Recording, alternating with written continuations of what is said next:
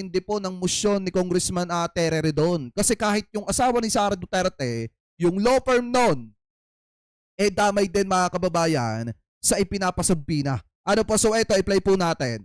Turn again to the matter of SALN and Yan. unexplained wealth.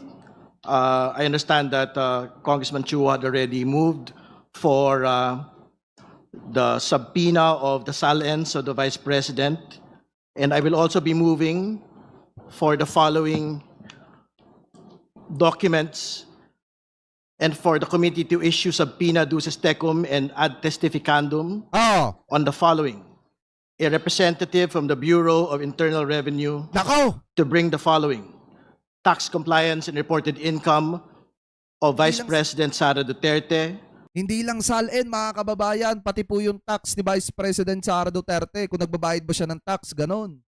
her Damay spouse, din. Attorney Manasseh Carpio, Nako! and various business entities in which they hold interest.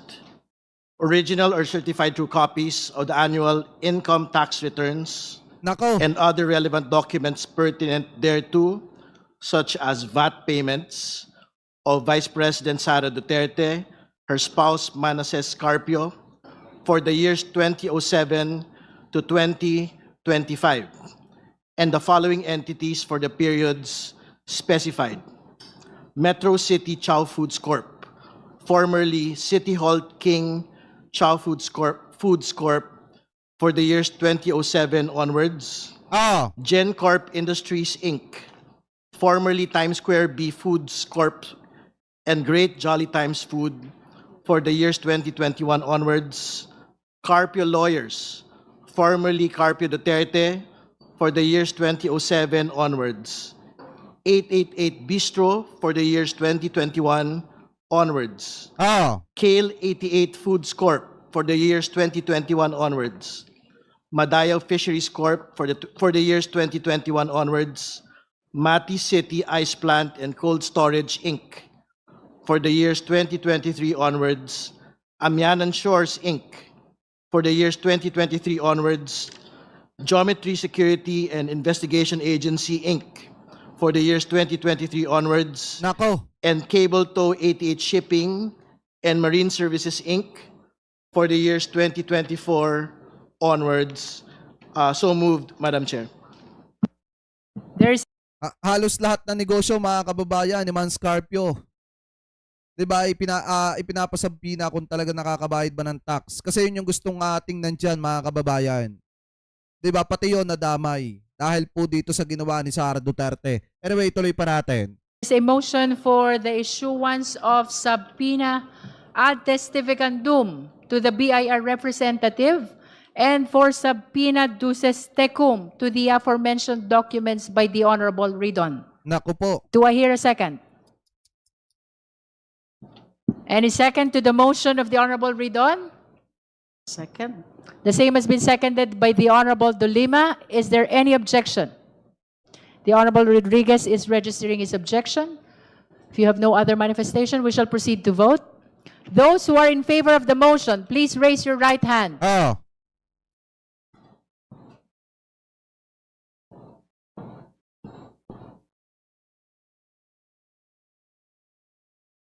Nako po.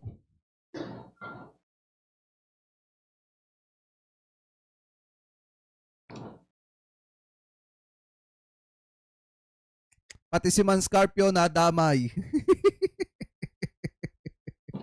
Di ba mga kababayan? Pati si Man Scarpio, dali.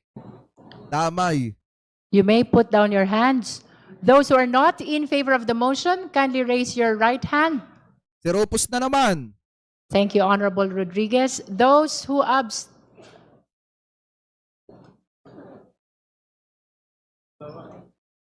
Thank you. Thank you, Honorable Keith. Those who abstain, please raise your right hand. That concludes our voting. We shall announce the result of voting on this motion. Diba? Diba mga kababayan? With 34 votes in the affirmative, 2 in the negative, and 0 abstention. The motion is granted. The chair directs the committee secretariat to issue the necessary subpoena ad testificandum to the BIR representative and subpoena duces tecum with respect to the ITR of VP Sara Duterte, her Oh. spouse Manasseh Carpio, for the year 2007 to 2025, including the entities for the same period as mentioned by the Honorable Ridon. So Oh. ruled. Pak, Honorable Ridon. Madam Chair, I have one more motion relating again to SALN and unexplained wealth. I move that a subpoena duces tecum and ad testificandum be issued to the following: a representative from the Securities and Exchange Commission, nako. and to bring certified true copies of the general information sheet and audited financial statements of the following entities: Metro City Chow Foods Corp., formerly City Hall King Chow Foods Corp., for the years 2007 onwards; GenCorp Industries Inc., formerly Times Square B Foods Corp. And Great Jolly Times Food, for the years 2021 onwards; Carpio Lawyers, formerly Carpio Duterte, for the years 2007 onwards; Oh. 888 Bistro, for the years 2021 onwards; Kale 88 Foods Corp., for the years 2021 onwards; Madayo Fisheries Corp., for the years 2021 onwards; Mati City Ice Plant and Cold Storage Inc.,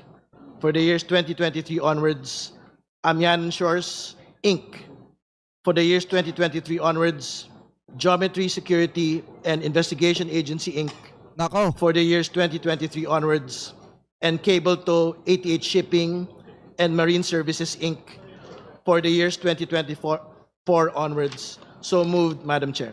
There is a motion for issuance of subpoena ad testificandum to the representative of Securities and Exchange Commission, as well as of subpoena duces tecum with respect to the general information sheet and annual financial statements of the business establishments mentioned already by the Honorable Ridon. Do I hear? Pero yun yung nakakagulat yung mga ipinapasabina ni Congressman Terere doon. Kasi alam niya lahat mga kababayan yung negosyo ni Mans Carpio tsaka po ni Sara Duterte. Di po ba? Biruin nyo talagang walang lusot dito. Lalo na kung hindi nila nababayaran ng tama yung tax nila. A second. The same has been seconded. Is there any objection? Madam Chair, objection. Yan. And my You're recognized, Honorable grounds for Rodriguez. objection.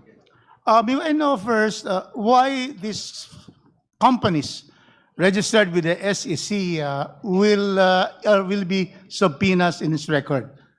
Is there a nexus between this to the allegations in the complaint, third and fourth complaint? May we know the relevance of these corporations to the present impeachment case against the Vice President?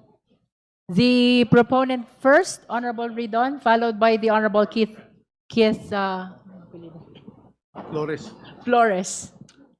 Mahalaga po yung pagpapaliwanag mula sa sa mga kinita po ng mag-asawang Duterte Carpio Tama. from their own personal income, which will be reflected from the annual income tax returns. Pangalawa, mula din po doon sa mga corporate documents kung saan po sila kasali.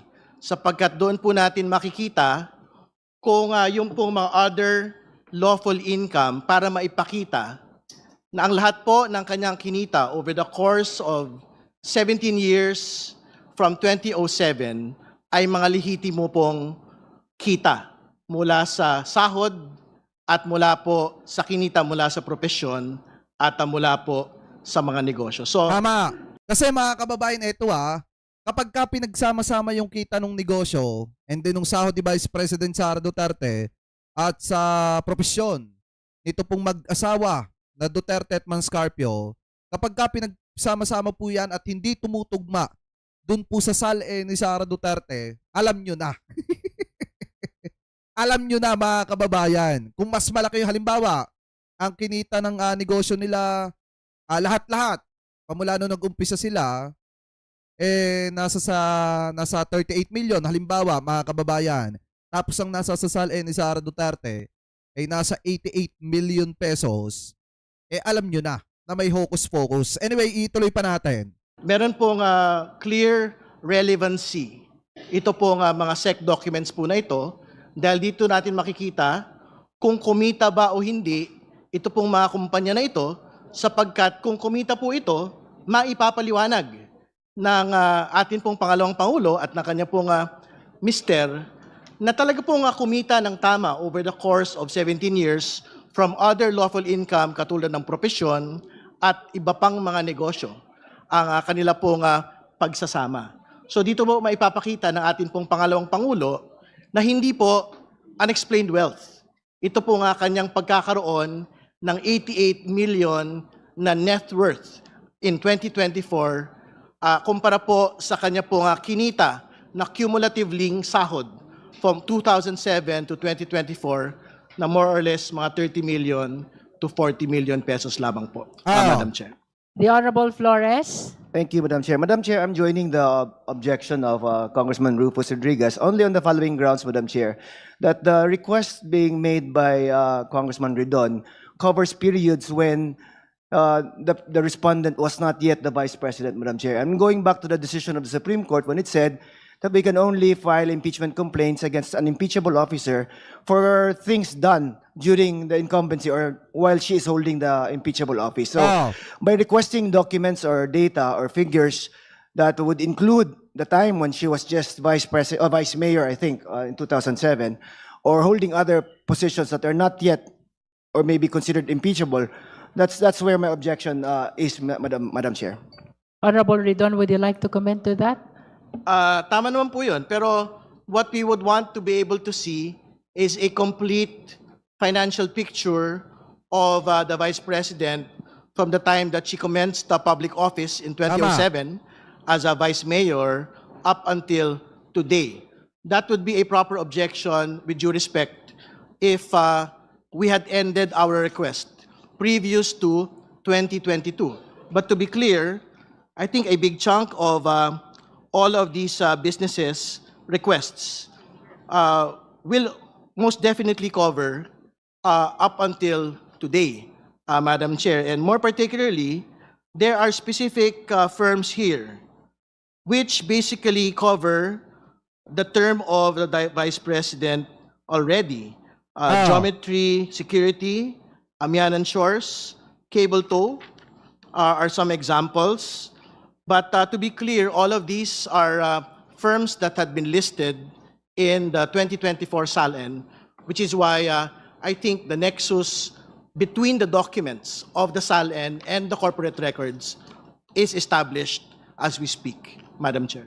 Would you Madam like to Chair. make Ay, shoutout kay Ma'am Jocelyn Wana ha, tsaka kay Ma'am Dolly Babies Megalab, shoutout po ha. additional manifestation? May I secure from Yan. Congressman Ridon a statement of ultimate facts in the third and fourth complaint, which mentions these corporations? Are there any? None.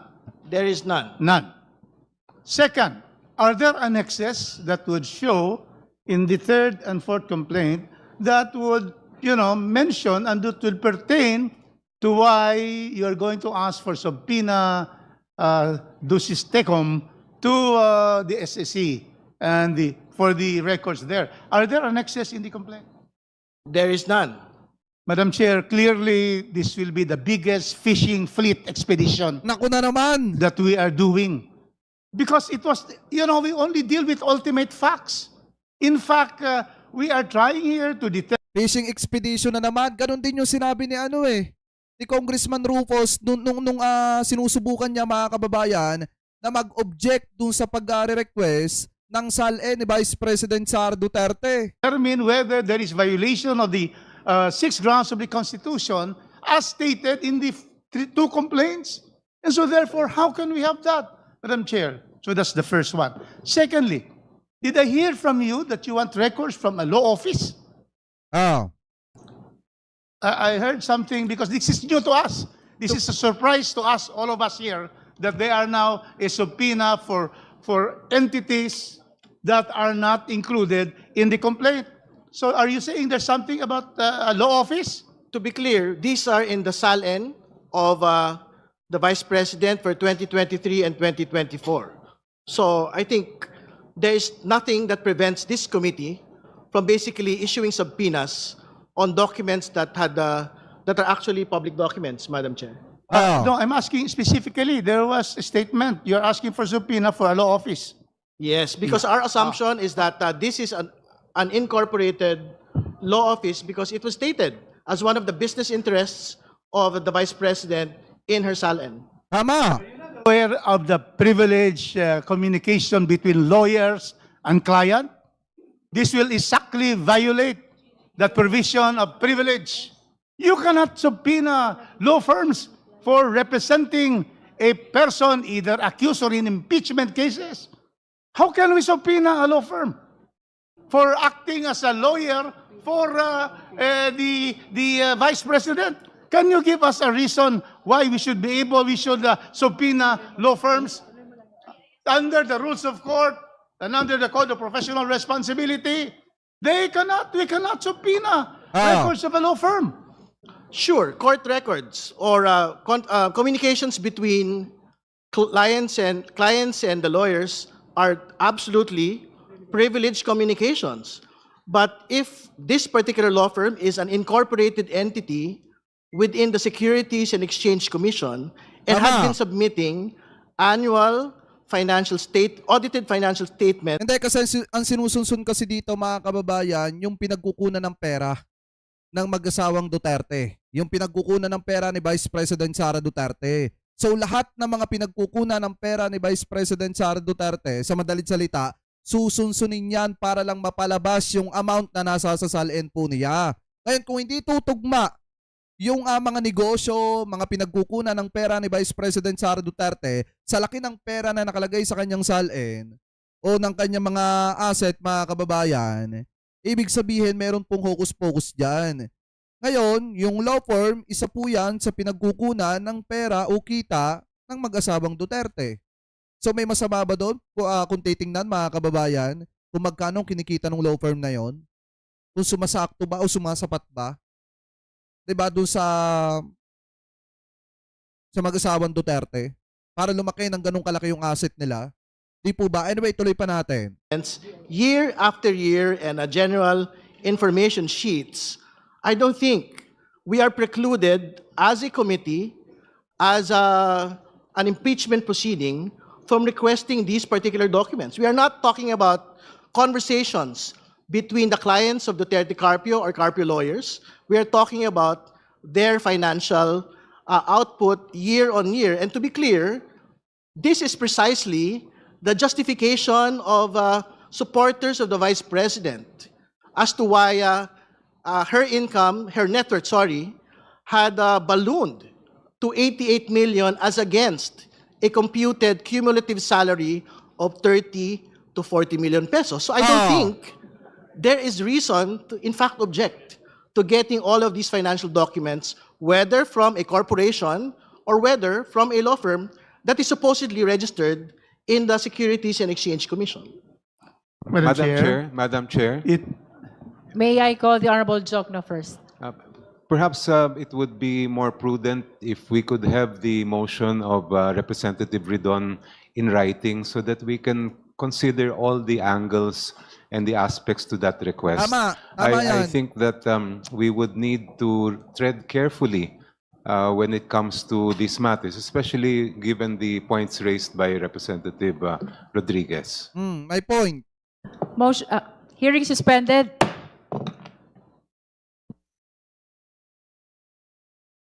Diba, nagpahinga muna ng kaunti. O balik natin.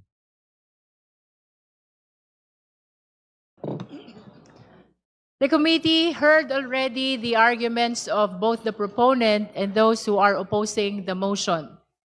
This is with respect to the motion of the Honorable Ridon for the issuance of subpoena ad testificandum to SEC representative and ad duces tecum, subpoena duces tecum with respect to the GIS and audited financial statement of certain business establishments mentioned already by the Honorable Ridon.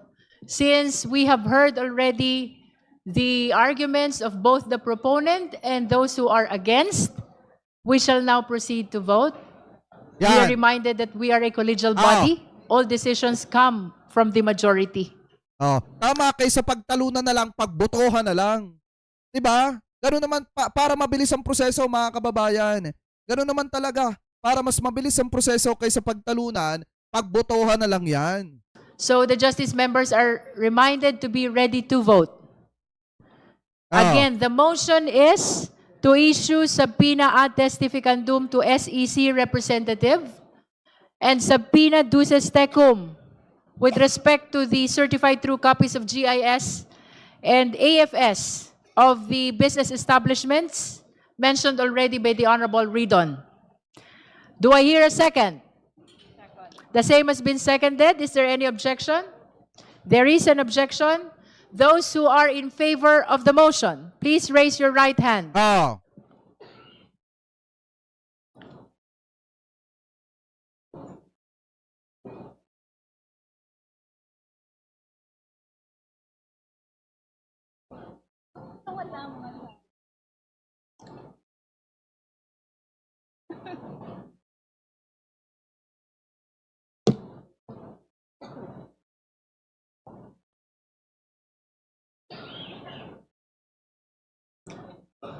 You may put down your hands. Those who are not in favor of the motion, please raise your right hand.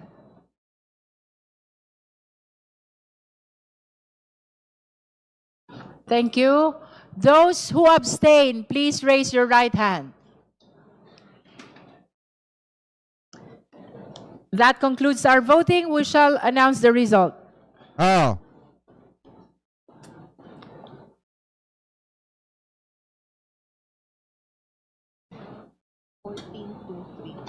Ayan. With 14 votes in the affirmative, 2 in the negative, and 3 abstention. The motion is hereby declared granted. No. The committee Diba? secretariat is directed to issue the necessary subpoena ad testificandum to the representative of SEC and subpoena duces tecum for the production of GIS and AFS of the business establishments mentioned in the motion of the Honorable Ridon. So ruled. Ah. Oh, 'di ba? Iyak na naman si Rufus, mga kababayan. Yan yung mga part, mga kababayan, kung saan ang gugulo siya kanina. 'Di ba? Puro object yung ginagawa niya. Eh ang ending, wala, olats pa rin. Kahit mag-object siya na mag-object, wala naman kasing bilang talaga, mga kababayan. Ano po talagang ang gusto ng iba mga kongresista, eh mapapanagot talaga itong si Vice President Sara Duterte at sagutin niya yung mga aligasyon na ibinabato po laban sa kanya. Ganon din naman ang gusto ng marami nating kababayang Pilipino, kaya nga 51.1% mga kababayan ang walang tiwala kay Sara Duterte, kasi nga ang paniniwala ng mga kababayang Pilipino po natin, sangkot si Vice President Sara Duterte sa katiwalian. Ano po, kaya dapat po talaga siyang sumagot at dapat po siyang mapapanagot, mga kababayan, kapag napatunayan na siya po ay guilty base po sa mga aligasyon laban po sa kanya. So kayo, mga kababayan, kung kayo po ang tatanungin, tama lang ba na lahat ng pinagkukunan ng yaman ng mag-asawang Sara Duterte at Manscarpio, eh tingnan at silipin at nang makita ng mga kababayang Pilipino po natin kung tali ba sa nasa sasalin ni Vice President Sara Duterte? So comment below na lamang po kung ano po masasabi nyo. Hingil po dyan, mga kababayan, sa mga topic na yan na tinalakay po natin.